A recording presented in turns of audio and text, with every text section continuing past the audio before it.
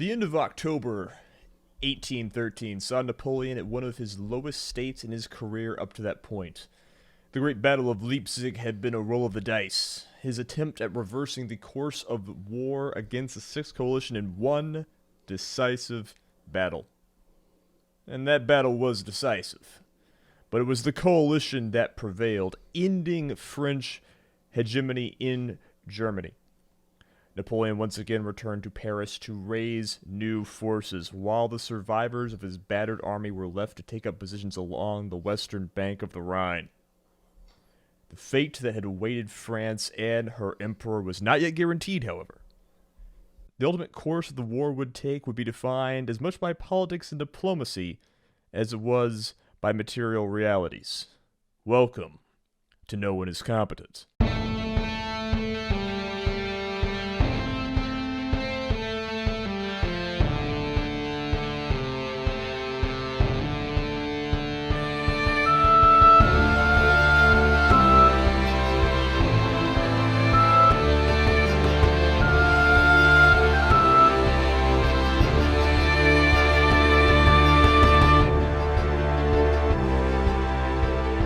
So glad to have you back here on the number one podcast, reminding you that no one who's ever been in charge is as good at their jobs as you are at yours. I am your host, Azalea Madman Extraordinaire, the Blazing Moon, the Prince of Blood, the Lord of Pain, etc., etc. I am joined, of course, as always, by the lovely and brilliant Jahari's. Jay, how we doing? I'm doing pretty all right. Having a good Monday evening. I was not. I love how, like, when I have a mild panic attack or a large panic attack, I forget that I have anti-anxiety meds, because it's hard to, like, remember that you have anti-anxiety meds when you're experiencing a lot of anxiety. But now I took the anti-anxiety meds, and everything is fine. Little bit of housekeeping at the start. If you want to hear more of us, you can follow us on Twitter at Azalea Wyatt and at jharrys48. Put the A's in front of the E's in that name. You can email the podcast if you want to chat, suggest topics, or ask questions at nooneiscompetent@gmail.com. We are a show with zero sponsors, zero advertisements, and zero reasons for you to not tell your friends. Please, we are begging on our knees. We also appreciate if you're on YouTube, liking, commenting, ask us questions, tell us your favorite, post a meme. I'll see it. Jay won't. He doesn't. I read the comments, people. I love you. I appreciate you. I really do. I've read some comments. Maybe like one or two in the past 6 months. Were those like the guys simping for that super dumb Russian general? Might have been. You always see the weirdest guys. Jay, we gotta get into true crime so we can have more like normie female listeners. And not attract insane military autists. Of course, everyone currently listening to this podcast are the sane and correct military autists, and all of your takes, I believe, are correct. I mean, we do true crime. It's war crimes. Yeah, it's true crime. As I've tried to tell many of people walking away from the dinner table, and many women walking away from the dates. Military history is just true crime on a much larger scale.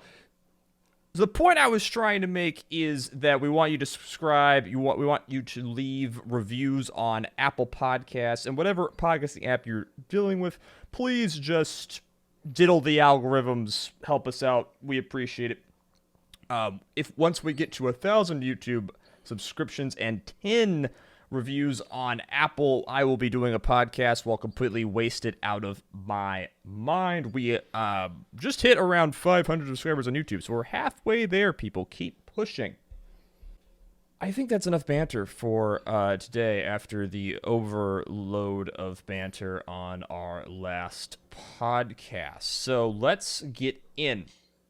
So Obviously, today we are discussing the failure of a decrepit and sclerotic regime that puttered along for far too long, clinging to power on the back of victories that really had more to do with the ineptitude of their opponents than their own brilliance. They were led by delusional fundamentalists of an old guard that discarded all ideals in pursuit of their own power and refused to acknowledge their faults or mortality. In the end, they were brought down not by a genius adversary, but by the winds of history, blowing away their house of twigs and showing that their vain attempt to cling to importance was nothing more than a Wait. stupid and Wait, Azalea. I thought we agreed not to do an episode on the 2024 presidential election. Yeah, no, I was just talking about like Napoleon in like 1814. All right, just making sure. So, as you mentioned, we are talking about Napoleon. In our last episode on the War of the Sixth Coalition, we described the fighting in Germany throughout 1813. Today, we're picking up basically right at the end of 1813 and then covering the remainder of the war as it progressed into France in 1814. And our sources for this episode are The Fall of Napoleon by Michael V. Auger and Napoleonic Wars by Gregory Fremont Barnes and Todd Fisher. Okay, so obviously, super fast disclaimer. We are on the approximately 42nd episode of our French Revolution Napoleonic War series. This is part 2 of the War of the Sixth Coalition. So it's really like the War of the 12th Coalition, I guess. I don't know. I don't even know my own name anymore. Je m'appelle Azalea. I speak French now. I am France. We are in France. We are in Germany and France. And what just happened? We were in this. Go listen to the episode on the Sixth Coalition, Part 1, if you want to understand what's happened. And probably a good idea to listen to the Peninsular War parts as well, if you want to be like peak plugged into the zone. That is quite good advice, yes. Yeah, so basically, there was this guy, his name was Napoleon. He took charge of a country called France. They conquered a shit ton of Europe. They overextended themselves. They got their ass kicked. And Europe has just spent a few months kicking France out of it. And by it, I mean Germany-ish, because Germany doesn't really exist right now, but shut up. Pretty much. And, if you think back to the winter of 1812, at that point, Napoleon had to respond to the near total destruction of the Grande Armée in Russia by returning to France and putting together a new army that was, in the end, almost equal in terms of size, though vastly inferior in terms of quality, to the one that he had just lost. So now, as 1813 is drawing to a close, the emperor basically has to do this again.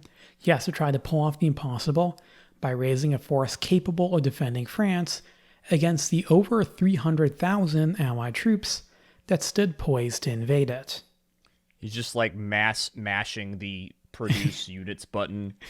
This is a RTS joke. I've never played an RTS game, but I just know about stuff through cultural osmosis. Because I just know about things through cultural osmosis. Because like I'm the guy who will like watch a video essay on something without like knowing anything about it. I hope you know that now I'm just imagining Napoleon just playing StarCraft. I mean, if Napoleon... if Napoleon was alive today, he would be playing Hearts of Iron 4. But, like, Napoleon's not cool enough to be playing StarCraft 2. But, I mean, yeah. Like, that's the personality type. Tell me I'm wrong. And I think he's Tell me I'm wrong. No, I don't disagree. And then when I see a video essay on something I do know about, I don't watch it because I'm like, I am now a 26-year-old not man, and I can make my own opinions. That's my life. Sounds good. So what are we talking about?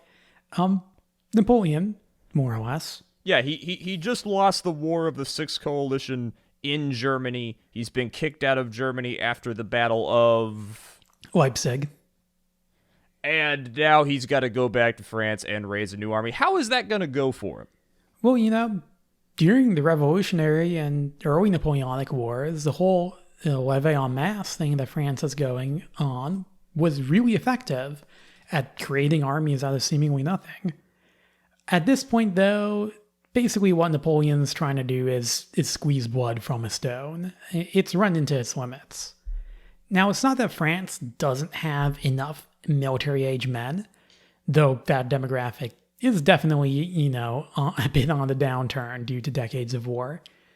But it's also that existing conscription laws and practices were running into limits, and resistance from the French people was beginning to mount. Hundreds of thousands of men called to the colors by the government simply failed to report to their depots. For example, a decree for 300,000 men issued by the emperor in November resulted in only 60,000 actual soldiers. The mood in France was turning against Napoleon. And, we're not talking about outright rebellion, but basically we're saying that, the civilians at this point have kind of realized that they're probably not going to win this war, and they just want to keep their heads down, not get involved in the fighting, and just ride out the storm. The end result of all of this is that throughout, the months of late 1813, early 1814, France is only going to raise about 120,000 new soldiers, and like half of those aren't even going to have uniforms or weapons. So you're talking about maybe 60,000 effective new combatants by the time that the war ends. So that being said, Napoleon does think that he has some time to put together a new army. In specific, he thinks that the Allies are going to wait until the spring of 1814 to continue their offensive. Trying to cross the Rhine in the winter is pretty risky. Fighting in the winter in general is not very pleasant. It is cold in France, especially northern France in the winter, and Germany and whatnot. At this point in time, there's snow on the ground. There's a lot of freezing rain. So he thinks he's got a few months at least. Unfortunately for him, the Allies have something else in mind, though actually what exactly they have in mind, they haven't worked out yet. Pause real quick before we talk about the Allies being a mess, as they always are. Quick question. So, we're probably going to talk more about the nature of the French people's relationship with Napoleon later in this podcast, and then in the next episode on Napoleon, hopefully the final one. So, why can't Napoleon pitch this as, we need to gather around the flag, defend the motherland kind of deal? Because, so remind me, the Peninsular War has occurred. When does Wellington, land on French soil? So Wellington crosses into France at the end. I'm not remembering the exact month, but it is towards the end of 1813. He kind of breaches through the Pyrenees into France. So yes, Wellington is invading France at this point in time. He will spend most of what we're talking about today slowly making his way up southern France. We're not going to be talking about him just because we'll get to talk about Wellington a lot when we do the 100 Days, but yes, that is going on. But just know that while this is all going on, there's a totally separate army fucking up Nice and southern France and shit, and probably drinking a bunch of wine, I assume. Not quite Nice, but yes, he's going up towards Bordeaux, which also has pretty good wine, a very good wine actually. What one would assume. And no, Bordeaux, the town famous for its whiskey.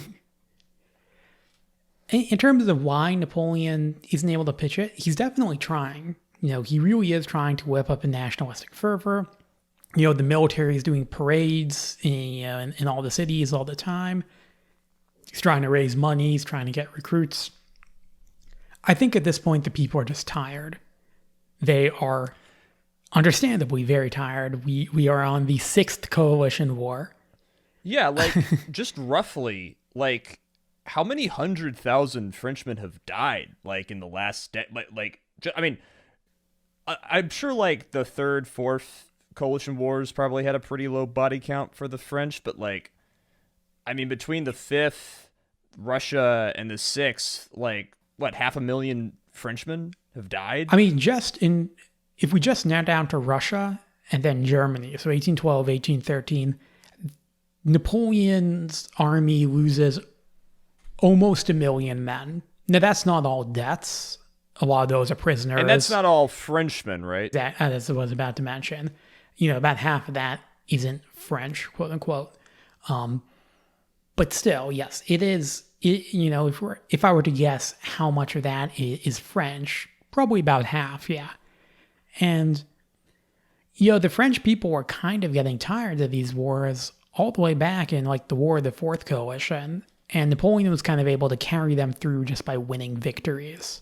They were getting kind of tired after, like, Exile and whatnot. It's like, oh, he wins, so that's good, and the people are happy. I think at this point, he's lost, multiple significant battles. It is very clear to everyone that the tide of the war has turned against France, and he's still trying to call up more and more men. And I think the people just aren't having it. Do you think it's, like, worth saying that, like, the French people kind of understand that these are Napoleon's wars, not their wars, and maybe that's why he can't say, yes. "Oh, we need to all rally and that's flag." Especially we'll get into that a little bit later, but that definitely is a factor. And the Allies purposely base their messaging around the idea that Napoleon is the enemy of peace, and we're not fighting France, we're fighting Napoleon. If it weren't for Napoleon, we have no problem with France. Which is, of course, a lie, but it's a good lie. Now, I should also say, like, there's not an outright rebellion. There are still a lot of people who are Bonapartists, especially in the army. A lot of soldiers are still very loyal to him, will remain very loyal to him. So it's not like he has nobody who's supporting him, but it's not enough to, pull together a miracle and raise 500,000 men from nothing. Yeah, so we'll return to this towards the end of the podcast on the French home front. But I just kind of want to remind everybody that, like, within the last 7 years of this occurring, like, Jay, would you say it's fair to say, like, between 200,000 and 300,000 French young men have died? Yeah. Yeah, I would say that's probably a good that's guess. around the population of the city that I live in.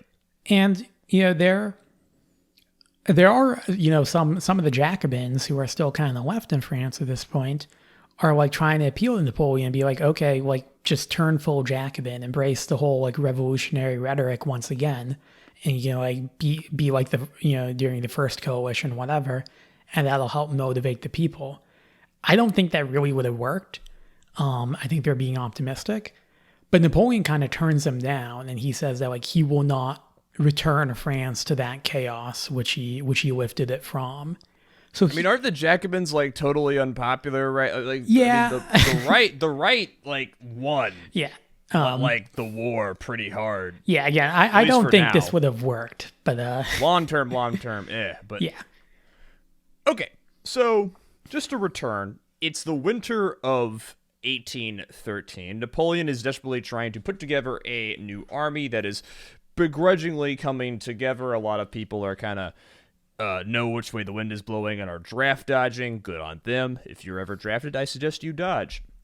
But across the Rhine, the Allies are plotting their devious plot. I'm kind of imagining them in a German or Austrian castle, and the snow is blowing outside, and there's candelabras and candlelight, and they're all around a table swirling wine in their cups, and they are pondering the situation that they've kicked the French out of Germany, but they now have no actual plan of what to do next because they never really had a plan to begin with.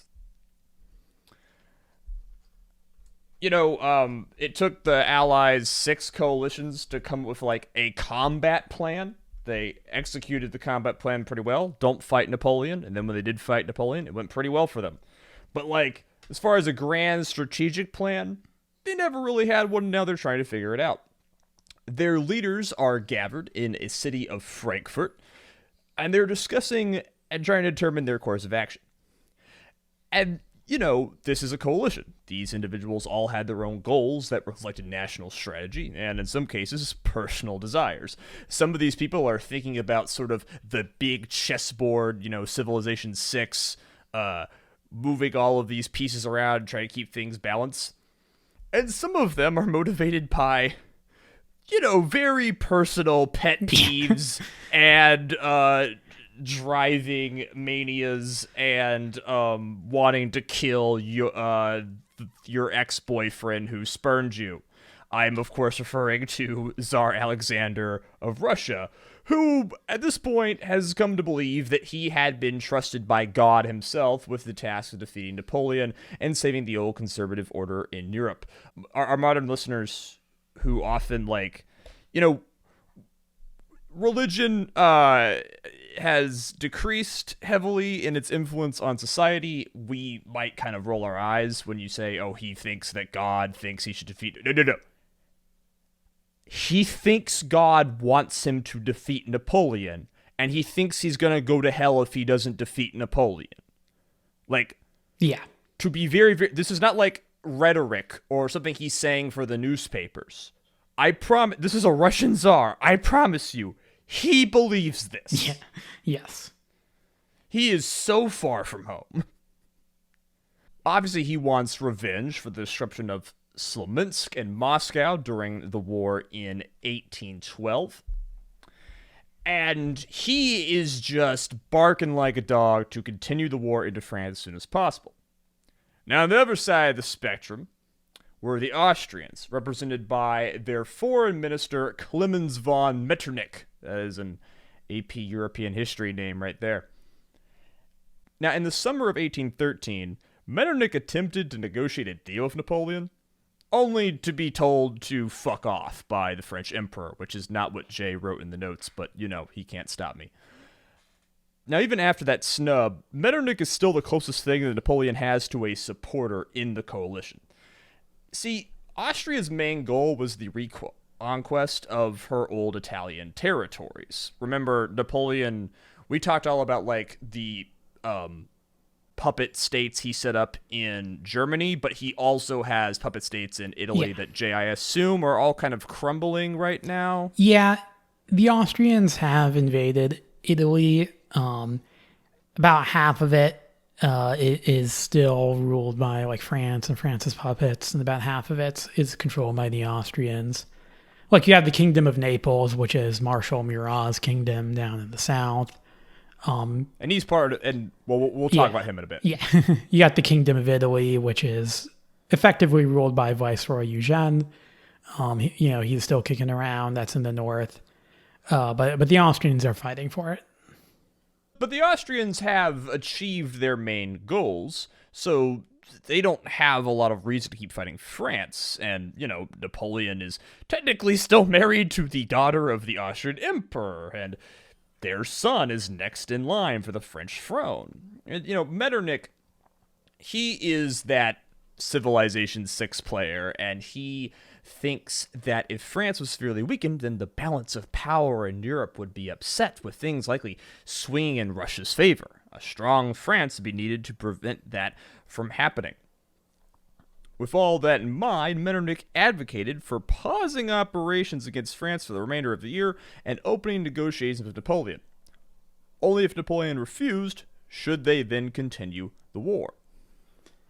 Yeah, and a brief bit on the whole Russia thing. It does seem kind of silly in hindsight that he's super concerned about Russia, because Russia doesn't, dominate Europe in the early 1800s after this war. But at that point in history, in the late 1700s, Russia won a series of wars under Catherine the Great against the Ottomans. Yep. They are a pretty big martial power at this point. This is actually, going to be their high watermark.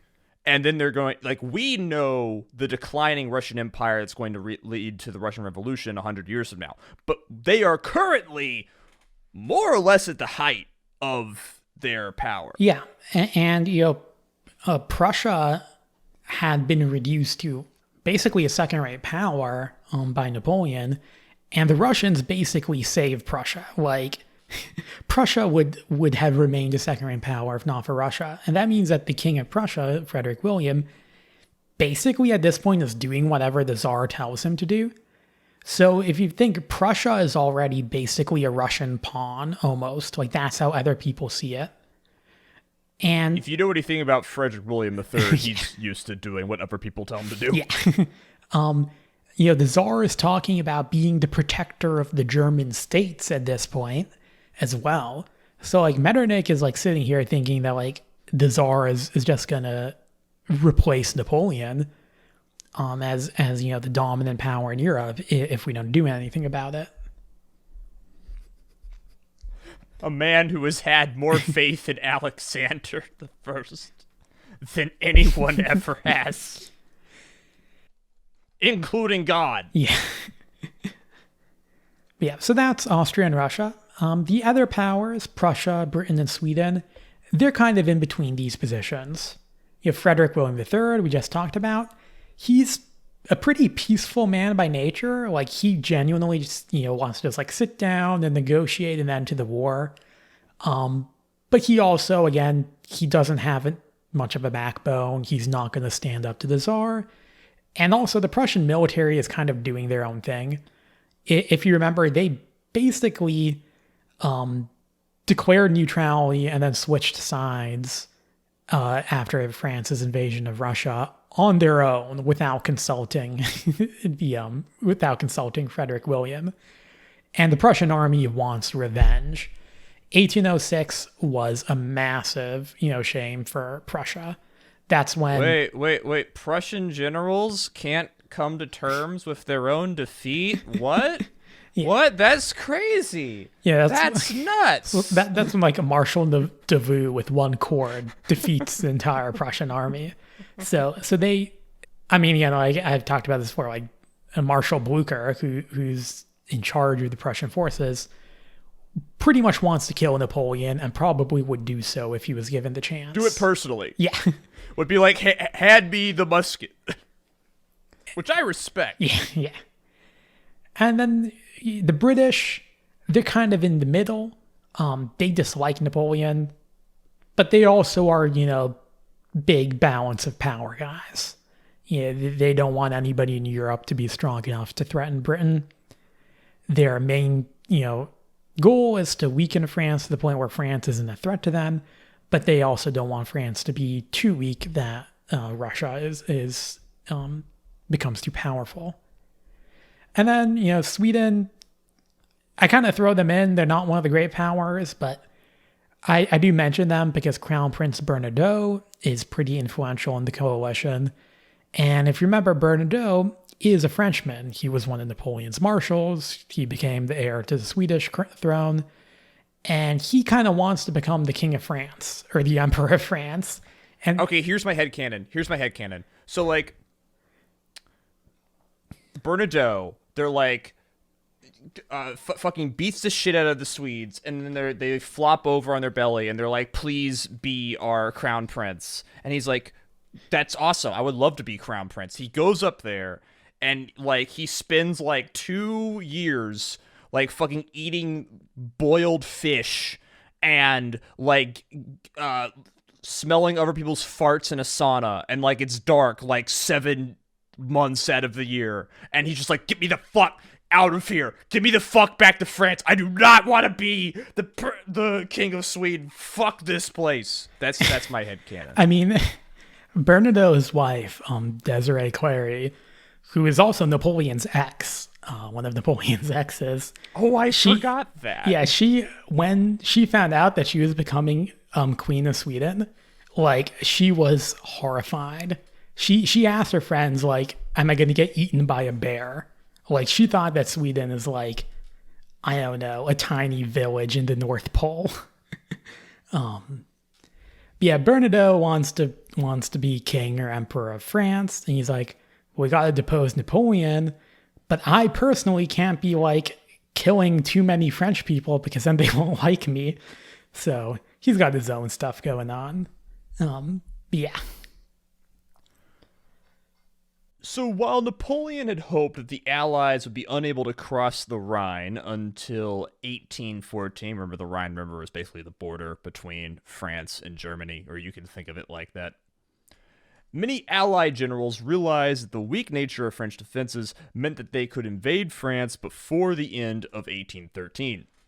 Metternich thus attempted to begin peace negotiations with France before such an invasion could begin, knowing full well that once their troops were in France, the other Allied powers, particularly Russia, would be far less conciliatory towards the French.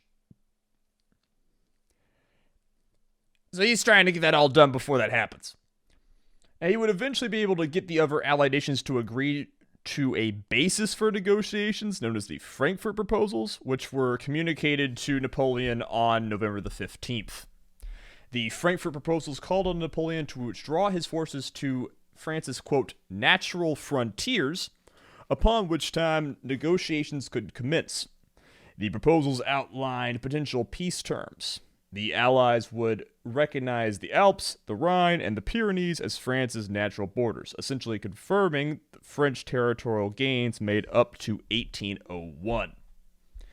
Territory in Spain, Germany, Italy, and the Netherlands that had been conquered by France or ruled by French proxies would in turn be returned to its previous rulers. These proposals were not a ceasefire. Metternich made it clear that the Allies would continue war operations until formal negotiations could commence, in order to prevent Napoleon from simply accepting them in an attempt to buy time to rebuild his forces.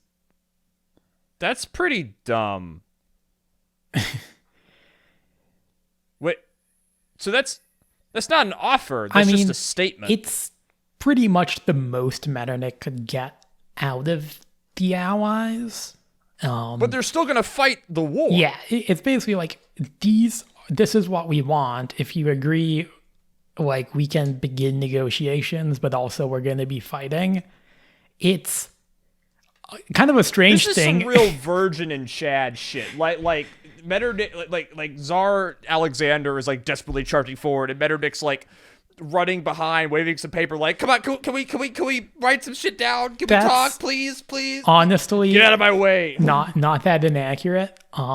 I've simplified it down throughout much of this. The second part of this war, like, there are diplomats from both sides meeting each other and trying to negotiate at the same time as battles are being fought. It's pretty weird. But again, like, Metternich... They're so bad at this. If Metternich had his way, the Allies would pause. Both sides would say, like, okay, we're not fighting for, 5 months. Let's talk things out. He doesn't have his way. This is the most he can kind of try to get from the Allied side. I only need like a super quick answer here, but like, I mean, I know they're dealing. This is like 1813, and like they don't have fucking telegraphs or shit. But like, is this before there were like embassies? Like, is it way harder for states to talk to each other right now? Like, I kind of feel like maybe. Am I crazy that perhaps this shit is what leads to greater, more sophisticated international politics diplomatic channels? I mean, that's not too crazy. They do have embassies at this point in time. Obviously, some of that kind of broke down during the war. So like, a lot of this is just like the foreign ministers I mean, diplomats forget enemies negotiating. The Allies. Yeah. The Allies could barely fucking keep their shit together. Oh, yeah. And I mean, there will be, for example, these very Frankfurt Proposals, the British representative, I think it's like Lord Aberdeen, agrees like to support the Frankfurt Proposals without informing the British government of the details. And when the British government find out, they are like, no, this is stupid. The reason why they don't like it is because it still leaves France with control of Belgium, and the British really don't want that. So, like, yeah, there's a lot of miscommunications. The diplomats aren't, in real-time communication with their home governments. Metternich is kind of acting on behalf of the Austrian emperor, but also kind of doing things on his own. It's a big mess. And just a brief point on what they're offering France. The quote-unquote natural borders, or the 1802 borders of France, are significantly larger than France today. Basically, that if France had accepted that, if Napoleon accepted that, and that remained the borders of France, France today would have Belgium, Luxembourg, and a pretty decent chunk of Germany. So it's not a terrible deal, but Napoleon isn't gonna bite. Because of the very weird nature of, again, these whole proposals, Napoleon thinks the Allies are not acting in good faith. He thinks that they, especially the British, are not really committed to peace, and they're just kind of trying to trick him. And he's also reluctant to give up the gains that he made after 1801, as he feels that doing so is going to undermine his position as emperor. Because, if you're going back to, 1801, you're basically going back to before he was emperor almost. Yeah. But yeah, basically what the Directory had. So it's that kind of makes Napoleon's whole time as emperor pointless. God, Jay, I had forgotten that the Directory even existed. Why did you have to remind me of that shit? So, that being said, he does, he is interested in negotiations for the sake of just giving him the time he needs to rebuild his forces. And he gives a kind of vague, non-committal answer to the Allies.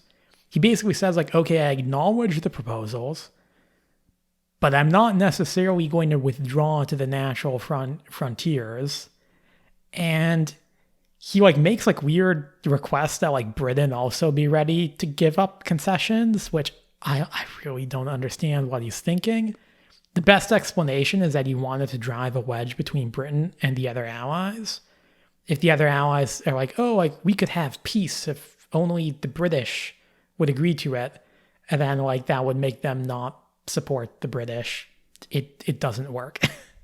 So yeah, I think Napoleon kind of realized it's not working, and in December he's okay, let's accept the basic outline of the Frankfurt Proposals.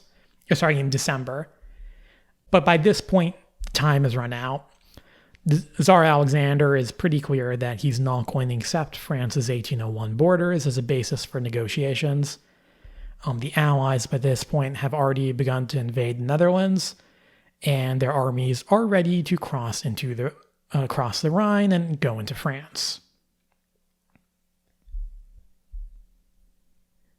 Now, to make matters worse for Napoleon, upon receiving that original non-committal answer to the proposal, Metternich had taken the initiative of publishing a declaration in German newspapers outlining the coalition's desires.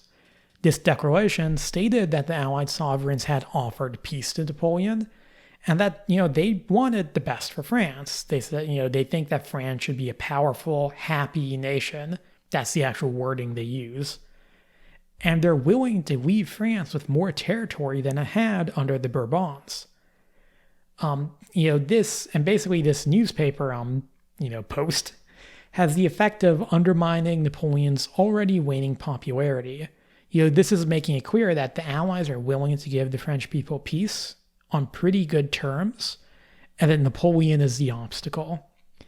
If you just compare this to the War of the First Coalition with Duke of Brunswick, you're saying that he's going to kill all the Frenchmen if they harm the king. You can see that the Allies have learned a thing or two about propaganda since then. So would you say that, there is a timeline here where, Napoleon maybe remained ruler of Europe and, maybe the Bourbons were never restored? I think Napoleon had several opportunities to remain as the ruler of France. Now we can question, based on Napoleon's personality, would he accept that was never happening. And then never happening. Okay, he accepts this now, and then 2 years later he goes on the big war again, and the whole thing just kicks off again. that's another question. I mean, for the record, I think the people who were like, this guy has to go, were right. Yeah, I think he had a genuine shot. It's shrinking by this point, but I think there are multiple, points in time where he could have pulled back and remained as Emperor of France. But we do not live in those timelines, and let's find out why. So Napoleon had hoped that the French forces garrisoning the left bank of the Rhine, which is mostly made up of the remnants of the army that had survived the German campaign, would be sufficient to prevent an Allied crossing long enough for his newly conscripted forces to be properly organized, trained, and equipped. That has to be really depressing. You lose a whole fucking war, and then your boss tells you to die slowing down the enemy army so he can train your replacements. I imagine there was a lot of desertion because, France is right over there. You could, it'd be hard, but you could hypothetically walk home. Yeah, no, desertion definitely was a thing.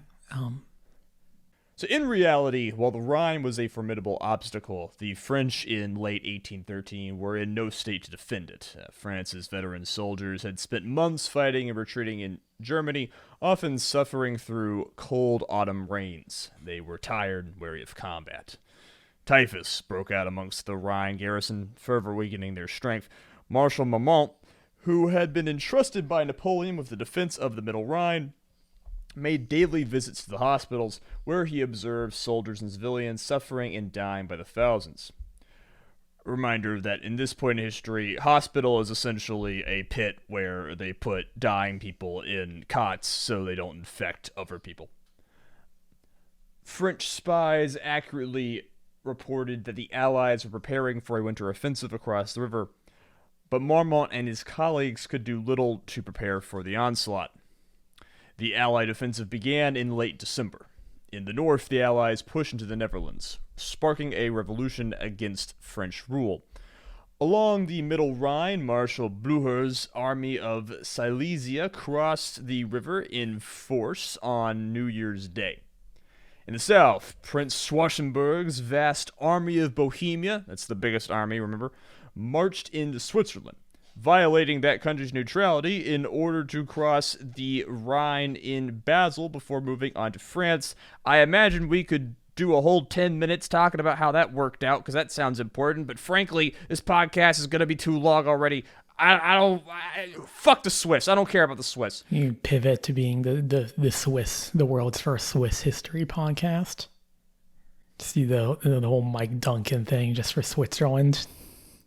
It's a country where it's like, yeah, you go there, you meet a 6-year-old who can speak 7 languages, you eat some chocolate, you go skiing, you're like, oh yeah, Nazi gold, you take some pictures. No one gives a shit. It's not a country. It's contributed like nothing to culture. It's just like a fucking microcosm of Europe, and people just appreciate it because you could basically go to Switzerland and have been in all of Western Europe without visiting the rest of Western Europe. Fuck the Swiss. I don't give a shit. I've been there once. It was pretty nice. Yeah, no, I'm sure it's a nice place, but fuck it. Allied forces in total numbered well over 300,000 men. The French, in comparison, had probably less than 100,000 effective soldiers, and effective is probably a generous term. A further 100,000 veteran soldiers were available, but were stuck in southern France blocking the Duke of Wellington's British army. All across the frontier, the French could do nothing but withdraw. On the 25th of January, Napoleon entrusted Paris to his brother Joseph and departed the capital to lead the army in person, because we all know when you trust Joseph to defend a city, he will defend it to the last. And he left? Wait, he already left? Oh, interesting. CJ, I remember what happens in these episodes. I retain some of the information. Running from 2 capital cities has to be it's not the most, but it's a pretty decent achievement. It's up there. Yeah. All right. January 25th of 1814, Napoleon's like, yo, little brother Joey, stay here in Paris. I'm going to go fuck him up. Joseph's actually his older brother.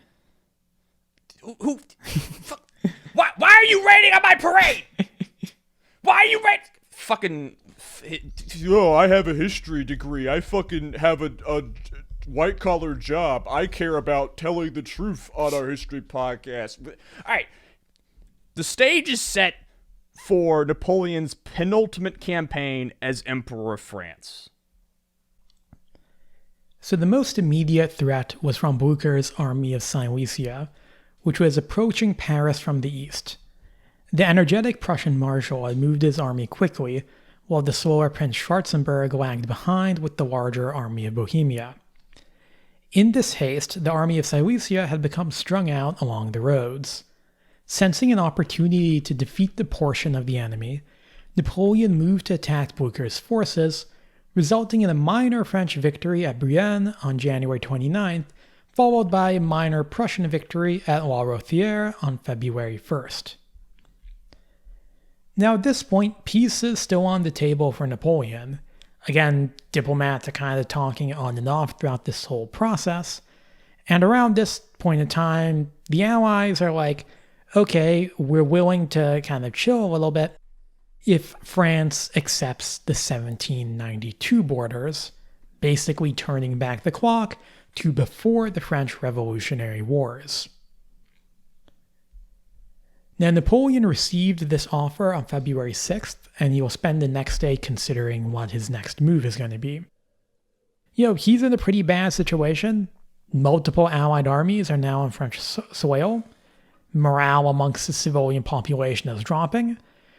This is around the time he finds out that Marshal Murat, who's his own brother-in-law, has switched sides in the war in an attempt to safeguard his position as the King of Naples.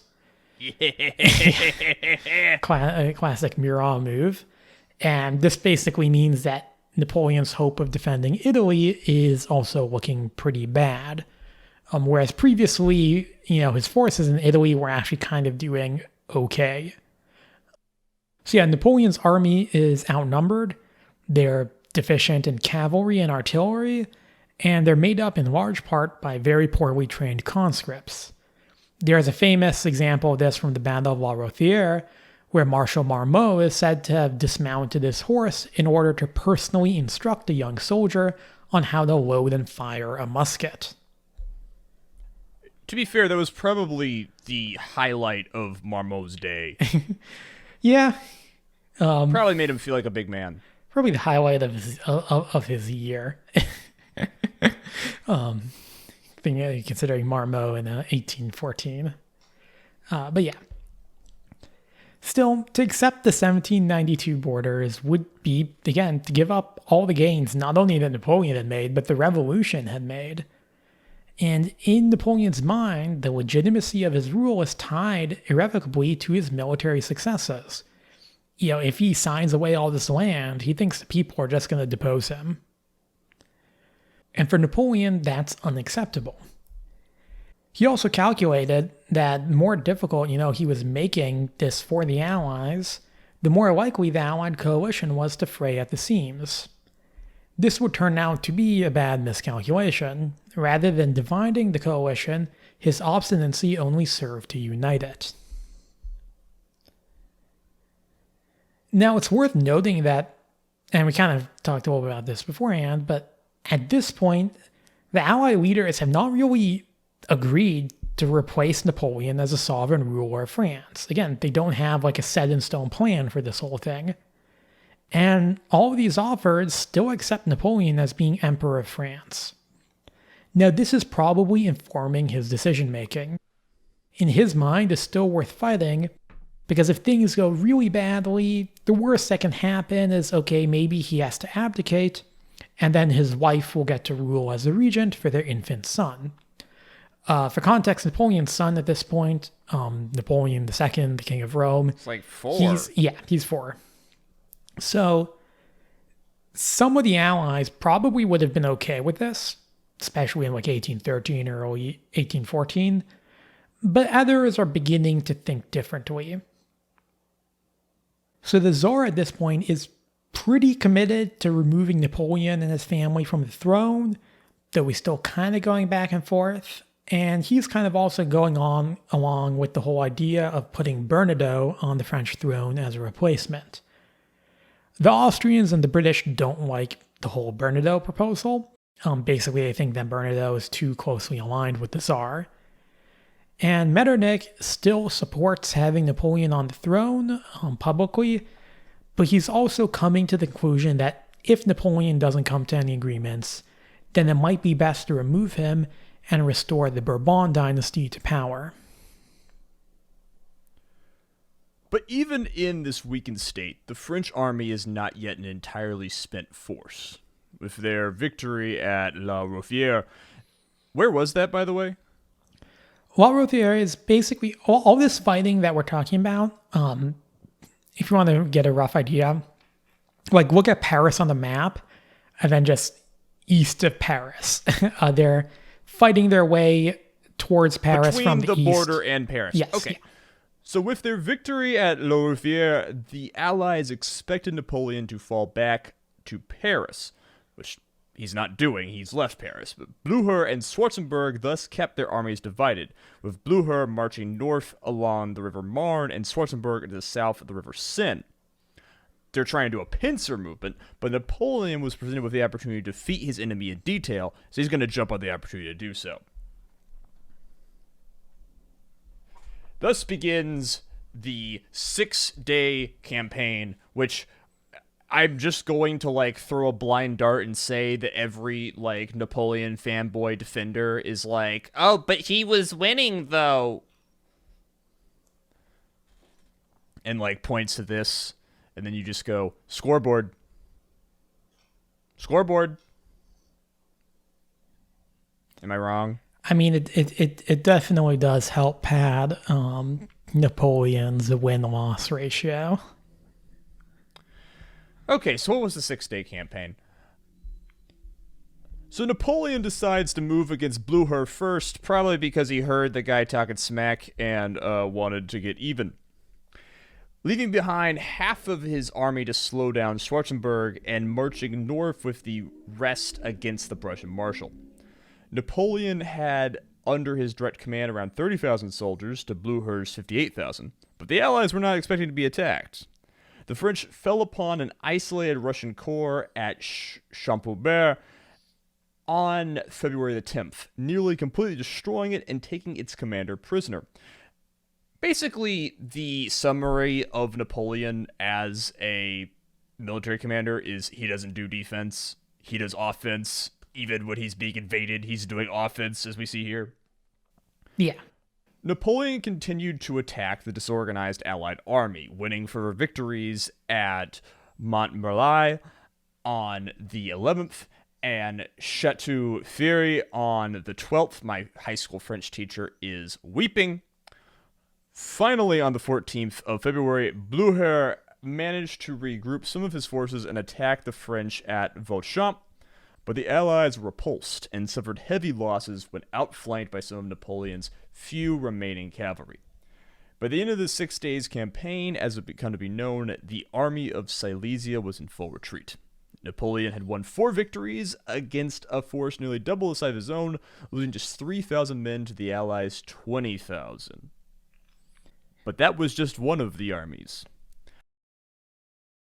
With Blücher in retreat, Napoleon turned south to face Schwarzenberg. The Austrian had continued to push west towards Paris, coming as close to about 30 kilometers from the city. Napoleon's army fell on his vanguard, engaging it in the 17th and 18th of February and putting it to flight. The cautious Schwarzenberg, thinking that Napoleon had more men than he actually did, decided to retreat back to the east.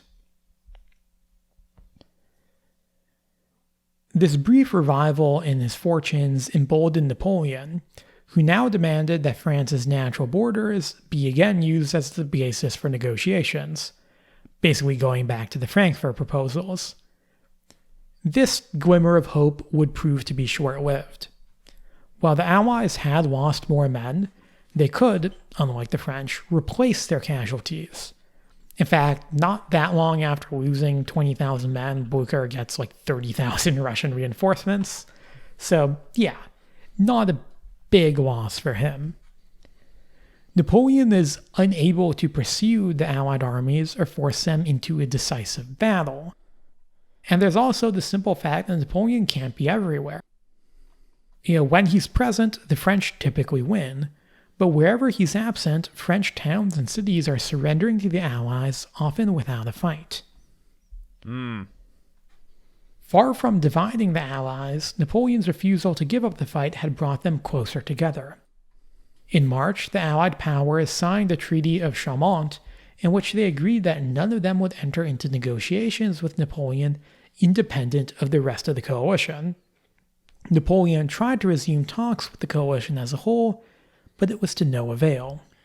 A tale as old as time. A gaggle of weirdos, malcontents, and rivals, all united under the single banner of fuck that guy. Yeah, pretty much. So when Blucher and Schwarzenberg resume their advance, they take a little bit of time to regroup their forces and get reinforcements. Napoleon's unable to stop them. By this point, the disparity in strength had grown too vast, and the Allied generals are being a lot more cautious after, the whole 6 days affair. They're not going to make those same mistakes again. Napoleon and his marshals will continue to engage with the Allies in a number of battles throughout March. There are a lot of these small little skirmishes all over, again, the territories to the east of Paris. The French will win some, the Allies will win some, but basically the end result is that the French are unable to halt the Allies for any prolonged period of time. And again, in the southwest, Wellington is making steady progress against Marshal Soult, steadily pushing further into French territory. The city of Bordeaux will surrender to the British on March 12th, and as a sign of the changing mood within the country, Bordeaux's mayor will openly declare his support for the Bourbon dynasty. For those of y'all who don't remember much about the Peninsular War, do not feel bad for Marshal Soult. He is an asshole, and he is getting exactly what he deserves. Do not feel bad for him at all. The Duke of Damnation, as he was known. That's a... wait, alright. I like this guy now. Fuck it, I'm switching jerseys. What? Why didn't you tell me he was called the Duke of... You fucking put... You put details into a podcast about a fucking monkey grabbing a crucifix and chucking it off a ship, but you're not gonna tell me that a dude's name is the Duke of Damnation? Where's your fucking storytelling instincts? It didn't come up. I think I'd have to go back. I think I might have mentioned it in the Peninsular War episode, but I'd have to double check. I would have remembered that. Anyway, but yeah, isn't Soult the guy who had, all the delusions of grandeur of, trying to, put himself on the throne of, this or that? He wanted to be the king of Portugal. He did a ton of looting. a ton of looting. And he's just getting Iberia. Fervor and fervor from Portugal. Hey, he'll have a pretty good life. He'll become the prime minister of France eventually. Yeah. So on the 20th of March, Napoleon's army will fall upon a portion of Schwarzenberg's forces at Arcis-sur-Aube. Unknown to the emperor, the bulk of Schwarzenberg's army was nearby, and they moved to face Napoleon in battle. Facing odds of over 3-1, Napoleon has no option but to retreat. Schwarzenberg will resume his march towards Paris shortly afterwards, defeating a further French army under Marshals Marmont and Mortier that had been sent to block him on the 25th. Napoleon's plan at this point was to march to the rear of the Allied armies, link up with French forces that were still holding the fortresses of Metz and Verdun, and threaten the Allies' line of communication. The Allies, meanwhile, had two options. They could chase Napoleon's army and attempt to defeat it in battle, or they could continue on and take Paris. They settled on the later option, marching towards Paris with haste while detaching a small force to pursue the French emperor. Napoleon defeated this force at Saint-Desiré on the 26th, and only afterwards learnt that the Allies had defeated the forces he had left to guard the way to Paris and would soon be at the city. Still, he decided to march his army back towards Paris, hoping in vain to reach before the Allies did. He was too late. The Allies reached Paris by the 29th of March and began their attack the following day. The 30th saw fierce fighting between the Allied army and the city's defenders, who were outnumbered over 2-1. And I mean, Paris isn't a fortress city. It's sitting smack dab on like floodplains and on a river. It's that like the inner this is still before the mid 1800s reform. So like, if you wanted to like hold the streets of the city, famously, it's pretty good for barricading, but as we'll see, they're not going to do that. No. The 30th saw fierce fighting between the Allied army and the city's defenders, who were outnumbered over 2-1. That Austrian princess, Empress Marie-Louise, and her son had already been evacuated from Paris against her wishes, and on the evening of the 30th, Joseph, who had been left by Napoleon to lead the city's defenses, departed as well, giving Marshal Marmont orders to surrender to the city to the Allies in order to spare its destruction. Marmont followed on Joseph's command, and the Allies allowed the French garrison to march out of Paris unmolested. I assume after which Marmont took a nap that lasted 3 months. He'll still have some decision making to play, but I'm sure that guy's got to be tired. Yeah. Allied soldiers, led by Tsar Alexander, King Frederick William, Prince Schwarzenberg, paraded into Paris on the following day. They were greeted by crowds of onlookers, some curious, others cheering the monarchs and calling for the Bourbon Restoration. Alexander was greeted by Napoleon's former foreign minister, Charles Marie de Talleyrand, who had secretly been engaged in negotiations with the Allies for the last several months, because of course he was. The members of the Senate who had remained in Paris appointed Talleyrand as the head of the provisional government and formally deposed Napoleon as emperor. The news of Joseph's flight and Paris's fall shook Napoleon. But that's not going to stop him from fighting the war. He had reached Fontainebleau by the time of Paris's capitulation and made his headquarters as he planned his next move. He still has an army. It's a tired one. It's outnumbered. It's severely demoralized, but he has an army. The soldiers that had been defending Paris now took up positions on the road between the capital and Fontainebleau. Napoleon is thinking if he brings all of these forces together, he could retake Paris from the Allies. He is planning, and 3 days later, on April the 3rd, a group of Napoleon's marshals, Ney, Lefebvre, Moncey, MacDonald, Oudinot, and others, interrupt him as he is planning this assault on Paris. These men, who have stood by him as hundreds of thousands of their French peasant underlings, have been sent in to die for this guy. Stood by him through all that. Across the whole continent of Europe. Gone on expeditions and invaded capitals, changed countries, crazy side plots. His marshals inform him that his plan has no hope of succeeding. And it really has no hope of succeeding because they're not going to continue the war. To quote MacDonald, "We do not intend to expose Paris to the fate of Moscow." When Napoleon responded that the army would follow him to the capital, Ney simply replied, "The army will obey its generals." Their proposal was simple. Napoleon is going to abdicate and allow them to reopen negotiation with the Allies.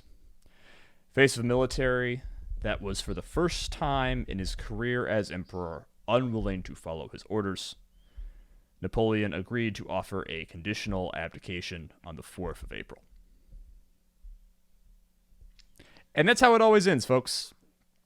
I'm kind of, for some reason, thinking of one of my favorite films the last few years, Knives Out, Glass Onion, which kind of the point of it all is that, like, powerful men are only powerful if you give them power. Like, people have to give a strong man power. And when all the guys are like, this dude's out, he was out. There's nothing Napoleon could do about that. You say he's the greatest general in the history of mankind. You could say he's one of the greatest heads of state of all time. Doesn't fucking matter. If, as C.G.P. Gray would put it, the keys to power turn against him, there's nothing. And literally every CEO, every chief, every chieftain, every president, every dictator, every patriarch, on large and small scales, it's all like that. If people won't follow them, they're nothing. Never forget that. They're something because you make them something. Okay, Jay, finish the script. I'm done high horsing. Well, just briefly on the topic of movies, if you've seen the 1970 Soviet Waterloo movie, which I highly recommend that everybody listening to this go and watch that movie. It's a great movie, probably the best movie ever made on Napoleon. This is the opening scene, and they do a great. The director, Sergei Bondarchuk, probably pronouncing his name wrong, does a great job with this scene. The natural point of comparison I kind of have is with the whole, like, the Hitler downfall. Most people have seen that scene either through memes or actually watching the movie, and kind of getting the parallels between that and Napoleon being confronted by his generals. Of course, unlike with Hitler, with Napoleon, the generals, very different him. scenario, actually. Yeah. like they stopped him. It's a damn shame that, like, we all are stuck with, like, oh, the French are cowards meme, which they deserve. You should hate the French for different reasons. But, like, they had the balls to actually tell their guy it was over. And especially when you think that Marshal Ney is one of the ones leading this. And Ney is somebody who was nicknamed by Napoleon the bravest of the brave. Ney is the guy who... He's the cavalry charge guy, right? Yeah.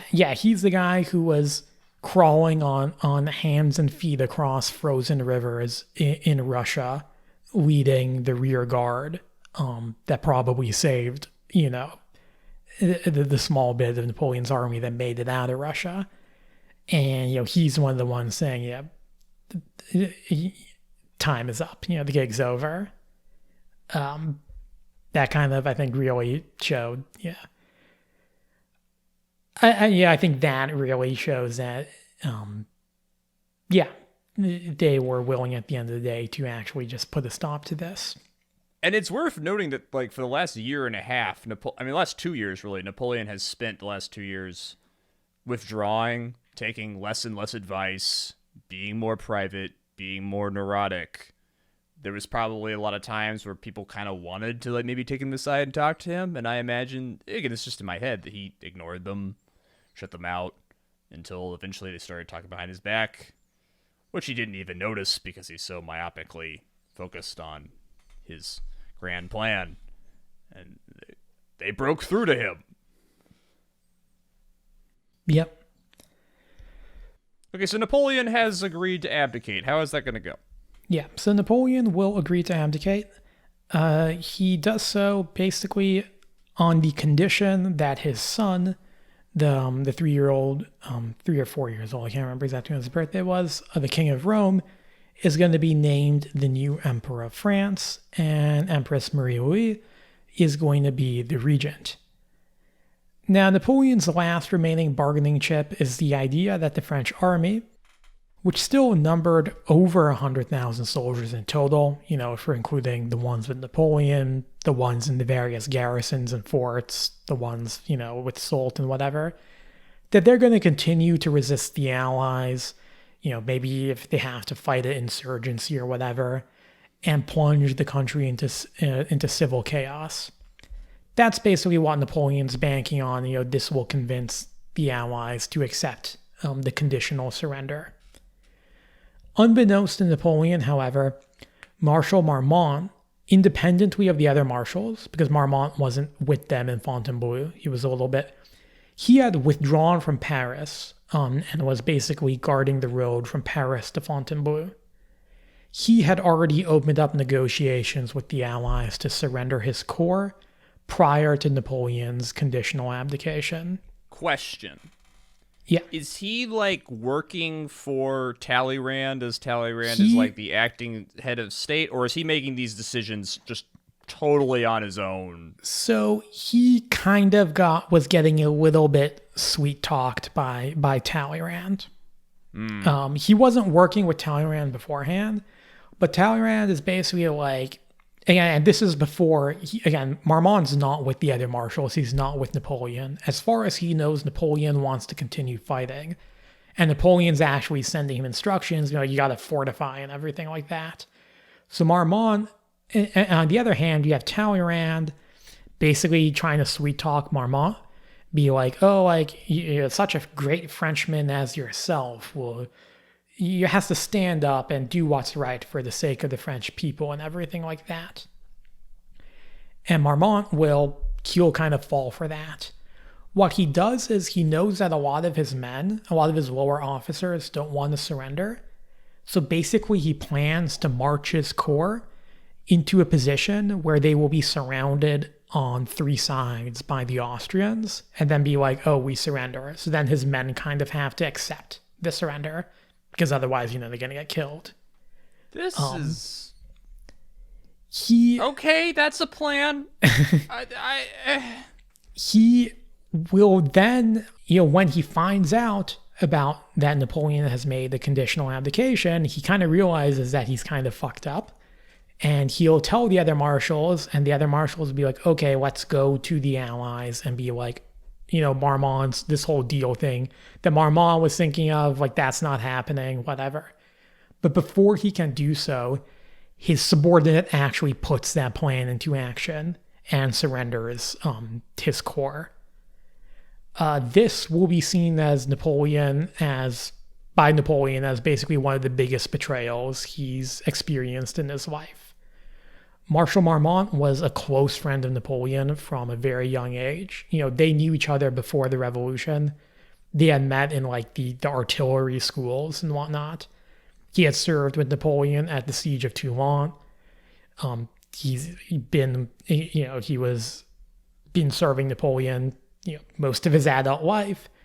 And Napoleon views him as, a very close friend, even though they had kind of grown a little bit distant. 20 years. Yeah. More or less. So for Napoleon, this is, it's a stab in the back. And it especially is so because by doing this, Marmont reveals to the Allies that, the French officers don't want to fight. And that if Napoleon's whole idea is like, oh, well, if you don't accept my son as heir, we're going to have this big prolonged war, civil war, guerrillas, whatever. To the Allies, Marmont's move shows that, like, this isn't happening. We have all the power. Napoleon's threats are empty. And the Allies will call Napoleon's bluff, more or less. They'll say, no, we will only accept an unconditional surrender, an unconditional abdication.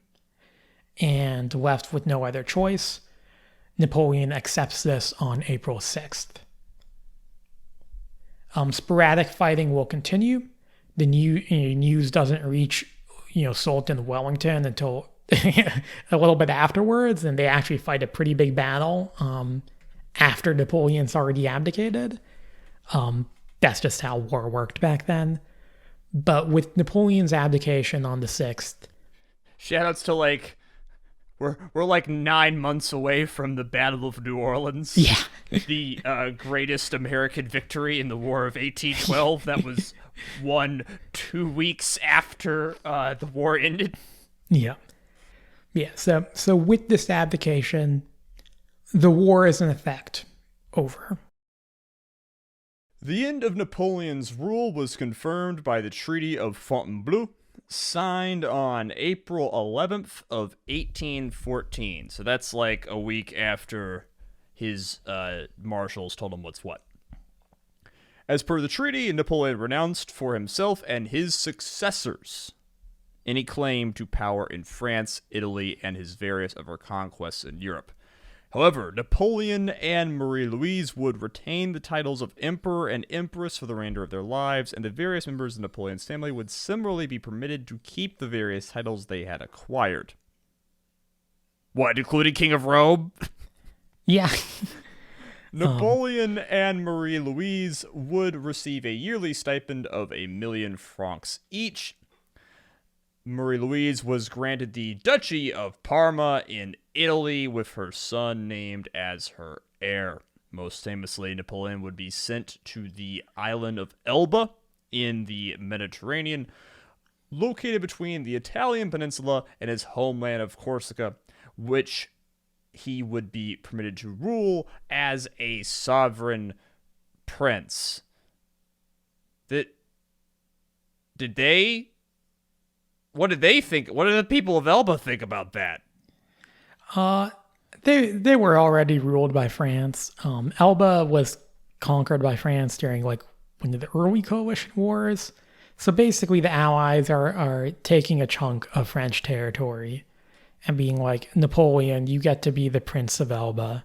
You go and be happy in your, from what I've heard, actually a very nice place. It's a very, very nice weather, very idyllic, little Mediterranean island. You could do worse. Yeah, it's like, go be happy in your little Mediterranean paradise where you get an army of 400 people. He got to bring 400 guards with him. And you get to rule over basically like a town. You get to be basically the mayor of Elba. That's your retirement. So with Napoleon's abdication, the way was open for the Bourbon restoration. The Count of Provence, this being the brother of Louis XVI, if you remember, as the guy who gets executed during the early years of the Revolution, he gets invited by the Senate to rule France as Louis XVIII. He did have to agree to maintain several of the liberal reforms that had come about during the intervening years, and the Allied powers, who are wary of another revolution, actually forced him to accept a constitution. They don't want this whole thing to restart. So Louis XVIII's new government signs the Treaty of Paris, one of the many, many, many treaties of Paris, with the Allied powers.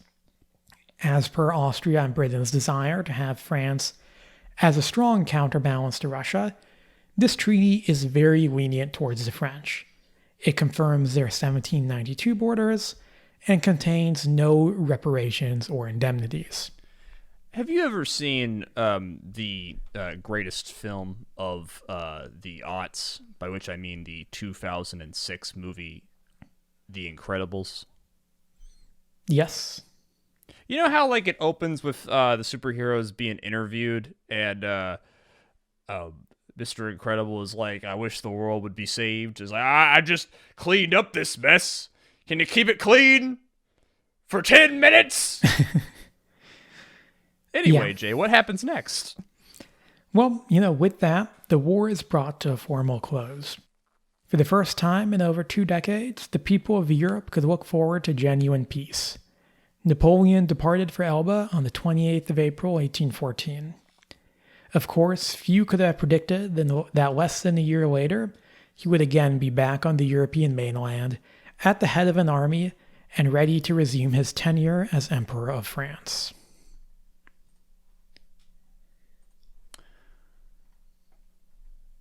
So I'll note that this was a plenty long script and a plenty long episode. We talked a lot about the personal drama, and the personal drama kind of brings us left. I know that you didn't give a lot of battle details on this one. Would you say that the battles in this part of the war are just less interesting or just less famous, or? Less famous. There's no big marquee battle in the way you have a Leipzig or a Dresden or Austerlitz or a Wagram. It's a lot of smaller engagements between like the 6 Days campaign is like Napoleon with 30,000 dudes will isolate and fall upon, like 5,000 Russians, and like because he's achieved local numerical superiority, he'll win. There's a lot of that kind of stuff. There's a lot of little skirmishes where, the portion of one army will counter a portion of the other, and they'll fight, and one side will withdraw. But yeah, it's not, I would say it's not interesting. The 6 Days campaign is interesting from the standpoint of like, if you want to learn about like how to move armies in a campaign. And, as much as we've kind of made fun of Napoleon, I do think it shows that on the tactical level, Napoleon was still up there with the best of them. He was like a rabid animal. Yeah, you put Just Napoleon in fucking charge of an army, he can defeat anybody on the field of battle.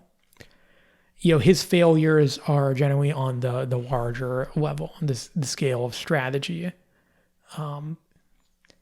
And so yeah, so while it is interesting, I think it's just the way you would kind of have to describe that would kind of be it'll be a very different episode, I guess. You kind of take us out of the episode a little bit. And ultimately, because the tactics didn't lose this. It was just the inevitable, like, you can't fight every country in Europe at the same time, all the time. You're running out of young men. Napoleon is a better general than Schwarzenberg or Blücher. I have no doubt in my mind about that. I know Blücher has some fanboys. I'm not one of them. Blücher is mediocre at best, in my opinion. Schwarzenberg is mediocre.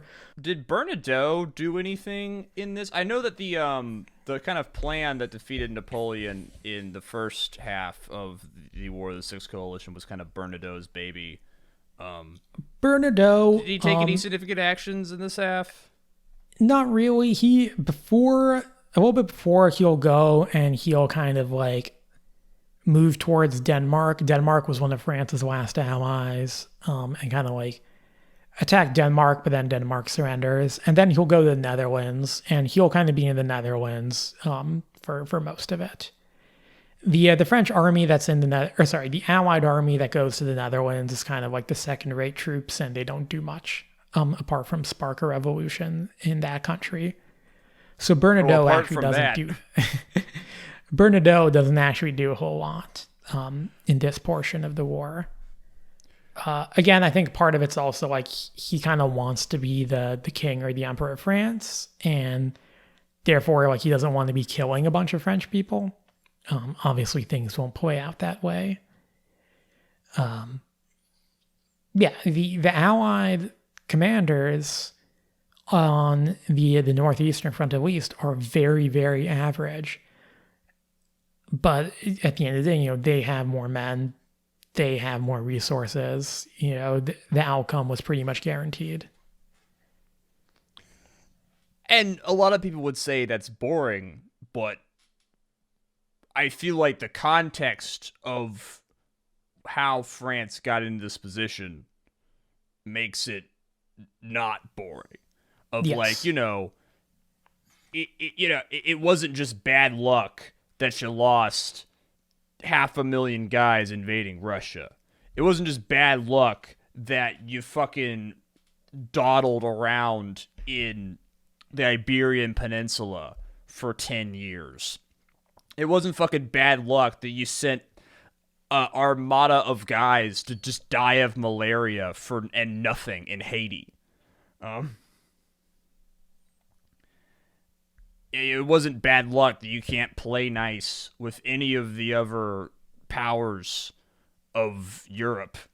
And, like, you fucking marry the Austrian emperor's daughter and he doesn't like you enough to have your back. Like, come on. I think that's gotta come down to Napoleon just sort of convincing everyone that he's got to go. And if they weren't convinced now, well, tune in next time where we will explore a lot of the French political side, and we'll see how this story... Jay, we're going to be free. We're going to be free. We're gonna be free of these fucking frogs. Are you excited? But then they still go on to do 1848 or something like that. No, 1848's too fucking complicated. We are not covering 18. Fuck that. No, that's like fucking. I don't want to have to talk about Hungary. Well, I don't. No. Absolutely. I will give you Napoleon III. Maybe in like 14 years we can cover Napoleon III. After I've recovered from my PTSD of this shit, my trauma. But no. Absolutely not. We need to get out of the fucking Europe. We gotta cover do it. We gotta do an episode in like Vietnam or Nigeria or some shit. Way too fucking white. All right, so I have been Azalea. Jay has been Jay, and presumably continues to be because Jay is a healthy man, and I am too angry to die. Our music is done by the legendary Sam Bryce. Please like, subscribe, share, rate, do all the things. We deeply appreciate you. We will be back when we are back with the 100 days or something else, but eventually the 100 days. Hope you all have a great day, a great life, a great afterlife. I love all my vampire listeners. Bye-bye.